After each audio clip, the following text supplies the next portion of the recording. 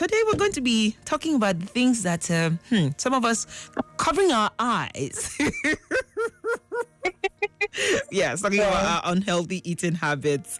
And hey, also sort of tackling some misconceptions when it comes to healthy eating as well. You know what? Even talking about that, let's actually start from that aspect.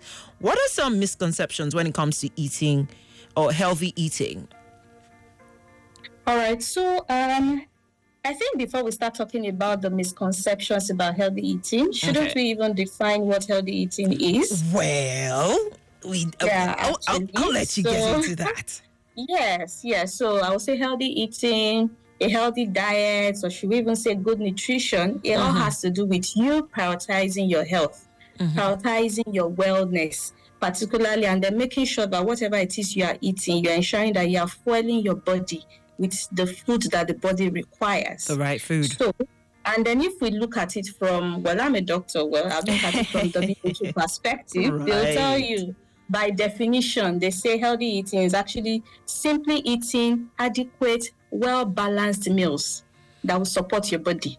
I know all of us now, we grew up in school. I'm sure at some point in time, somebody would have talked about what is a balanced diet. Yes. And I don't know why we throw it out of the window as we grow older, and then the word balanced diet just goes out of the window, which brings me now to the misconceptions. And the first one, I'll just mention 3 just for the purpose of this show.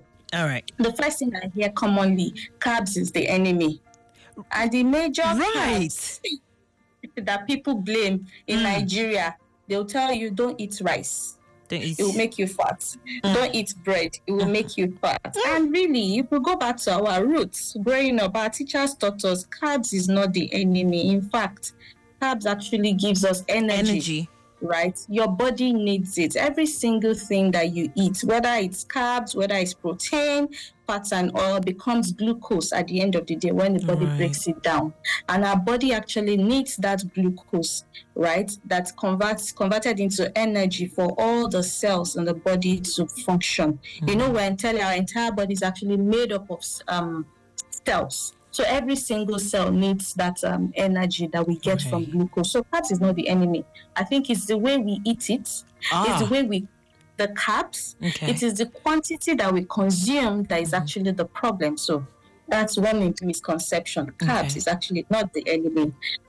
Another misconception is everybody will tell you fat is bad. Once you got fat like this, everybody just runs the other way.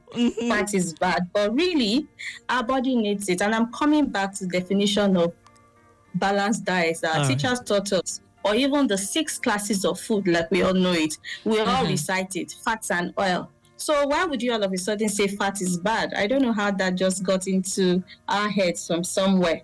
But our bodies actually do need the fat, right? A little bit of it. So, later on we're talking about control and all of that. So just to make it easy for all of us, right? There are 3 types of fat. I'll try and break it down. There's something we call trans fat.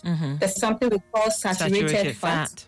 And then we have the unsaturated fat. We can be poly or monounsaturated. So now, just something for takeaway for everybody.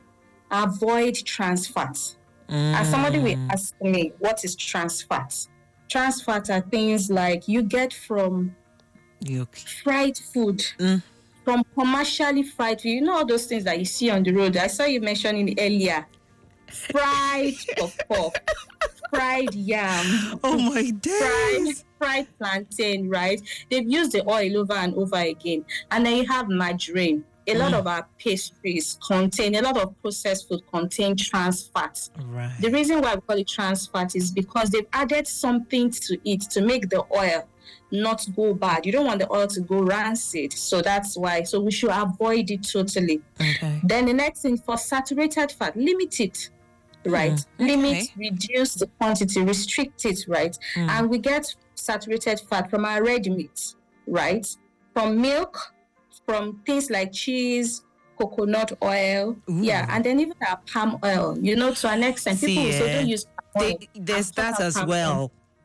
Yes, I'm not saying cut out palm oil. Don't cut out palm oil, but then limit it. That's for saturated fat. Right. And then finally, for the unsaturated fat, which is poly or monounsaturated fat, we say replace your trans fat and your saturated fat with your polyunsaturated fat. Yes. So instead of using margarine for my bread, I'll use avocado. Sprinkle a little bit of pepper meat because I'm a Yoruba girl. So I just taste good for me, right? And not bland. So fair enough. Not bland. Do you get? So how do you know? And I look for plant oils, right? Oil from plants as opposed to oil from other sources. So you have things like, so that's why I'd rather use canola oil. I don't want to mention olive oil because some people will tell you, in this economy, you want to use olive oil. But then let's just look at plant oil. So how do you recognize oil? You look at the labels, right? And then particularly when you find oil that is going solid at room temperature, avoid it. Okay, so I've seen some ads that will show that someone ad one time where this person put several brands of oils in the fridge and it became solid. So once it becomes solid, you need to avoid it. Yes, particularly those, that's why I specified as room temperature. And I think I saw the same ad that you're talking about. Some of those oils actually did not solidify, even though they were in the fridge. Right. So it just means that those are heart-friendly oils. You really need to go for those ones. So just something very simple. Avoid the trans fats, limit the saturated fat, and then replace your saturated fats in your diet with the unsaturated fats. All right. And then the third misconception that I want to address today, some people will tell you eating healthy is expensive. It's expensive. And then I ask them, would you rather take the medications that come now I see what you mean. With illnesses, right? No. So, and then asking people a lot of questions around, I found out that a lot of times we watch a lot of videos, because of the internet.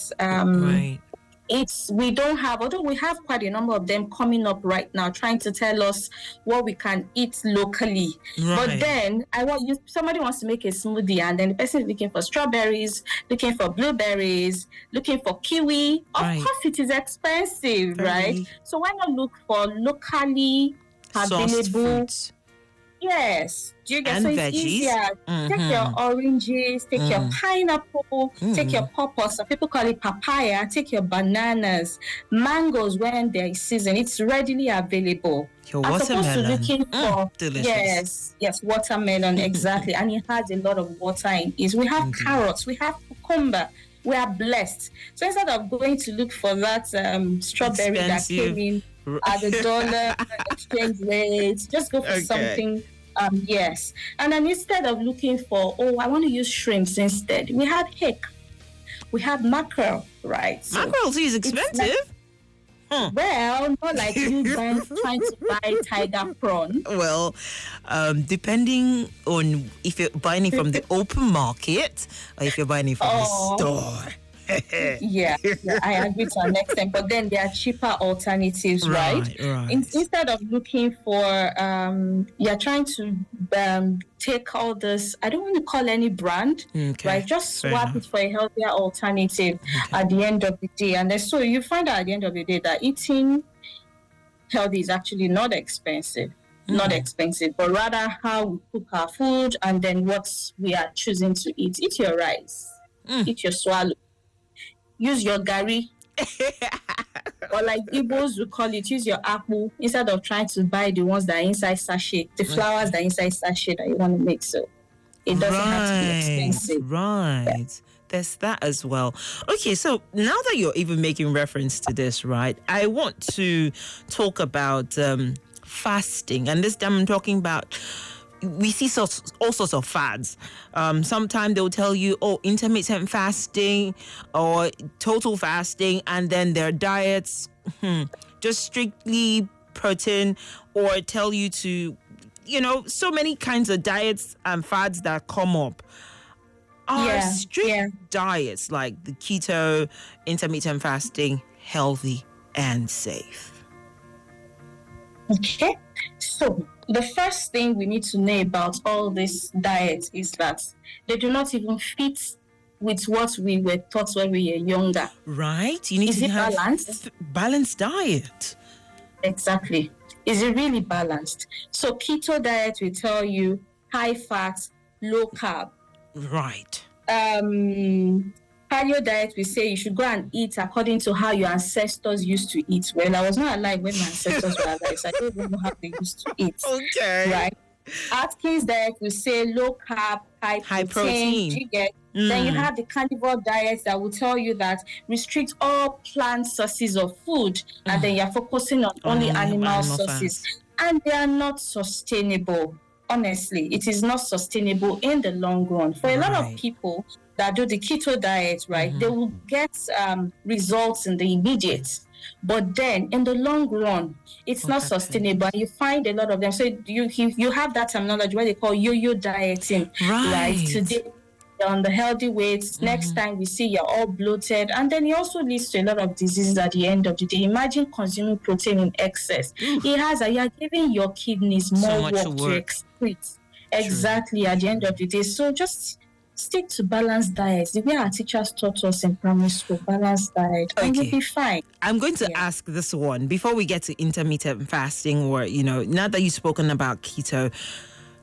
So you have people who are vegetarians, and is that also something that we can also try, staying away from certain kind of foods? Okay. So, for vegetarians, I personally like my meat. I like my meat. Okay. Yes, I like my meat, and I'll eat it very well. But the question is it really sustainable? People that do vegetarian, you really have to be very, very, very, very strict, right? To ensure that you're staying on a strict vegetarian diet. And then when we are talking about classes of food, we also talk about our minerals and then some micronutrients as well that might be lacking for people that are strictly on a vegetarian diet. So you find them also telling them, if you are doing this, you need to also take these supplements and all of that. So it's really, it's not sustainable, honestly. It's not. So, like I mentioned earlier, that the carnivore diet restricts all plant sources of food. What the vegan diet just does is eliminating all animal products. And then even for the vegan, you now find out that there are different classes. Some people will say, you can eat egg. Some people will say, you can take milk. Do you get? So there are different rules and regulations depending on what you decide to follow. So why not just let us eat balanced? A balanced diet that contains all the sources of food, but then we are just learning how to put controls in place so that the diet is sort of balanced. That's my own school of thought. Okay. I want you to touch on portion control briefly, because we're almost out of time. Wow. I know, right? Yes. Much. Okay, so for portion control, so since we're really talking about eating a balanced diet and then not restricting any class of food, right? So portion control just simply means that whatever it is you're eating, looking at all the classes of food, you are your food is well portioned. I mentioned earlier that it's not about what you are eating, but it's how you eat it, or even how you cook it. So the first tip for a lot of people is use smaller plates. Okay. Right? Use smaller plates. So instead of using the large flat plates that they give you at parties, where if you see space inside of food, you think on the plate, you think that you need to fill it up. Exactly. But when you use a smaller plate, it's easier for you to be able to achieve your target, because a lot of times the way we eat, our sight actually affect what we see, actually determines how we eat. It's like your mind is actually linked to what you eat at the end of it. So when you use smaller plates, it actually helps you. You won't consume so much, right? And then when it comes to another thing we tell people when it comes to portion control is be mindful of what you are eating. Come on, chew that food. That's why you have teeth, right? You have your tongue. right? Be mindful of what you eat, and then chew properly. Savor all the flavors of what you are eating. Yes. Then when you go out, when you eat out, as a rule of thumb, right? You can just tell them to give you half of a portion, because you discover at the end of the day, by the time I go to any of our favorite restaurants and then they give me food and take away pack, they are giving me more than a serving of what is required.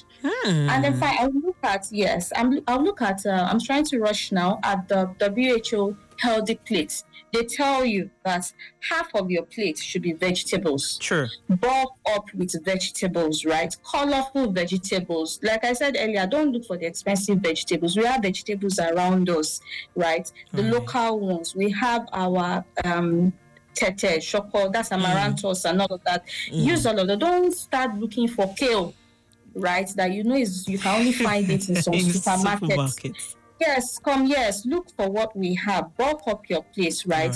Then a quarter of the plate has your carbohydrates, right? Whole grains, not processed carbohydrates. And the remaining quarter has your protein. And then you can just have something very small where you have your high fat, right? So that way you've already balanced your plate. Half with vegetables, a quarter with carbs, a quarter with protein. And then when you now start eating it, start with the vegetables. Because you may be tempted to finish up your carbs. Say, for instance, I have a bowl of rice. I eat the rice, and then I'm like, oh, this rice is nice. And I want to go for an extra serving, and my vegetable is still there staring at me. So start off with your veggies first. Yes, start off with the vegetables. That way you've already, to an extent, because I use the word bulk up your plate with vegetables. Also, it also bulks up your tummy. By the time you've eaten your vegetables and you move on to your protein, by the time you're eating your carbs, you won't consume so much. So at the end of the day, you are not overeating. Well, I'm sure that would love to have this going, have this conversation keep on going on this conversation, because we can never have enough about our health. But thank you so much for helping us. Helping to figure out how we need to start eating healthy as well as avoid all those unhealthy things that we've been doing in the times past. And I'm sure that you have yourself a pleasant evening. All right. Thank you. Thank you so much. Bye. All right, Lagos. So indeed, you can get so much more. And how can you do that? Well, you can reach out to AXA Mansard on your website. They are at www.axamansard.com, or you can call toll-free 0700 AXA Mansard, and you will get all that information that you need. However, on social media, they are at on Facebook, X, and LinkedIn at AXA Mansard. Then on Instagram, it is at AXA Mansard _. Until Friday, when we come through with another session on AXA Mansard Safe Cruise, well, keep listening to Smooth 98.1. AXA Mansard Safe Cruise. Brought to you by AXA Mansard Insurance PLC. AXA, know you can.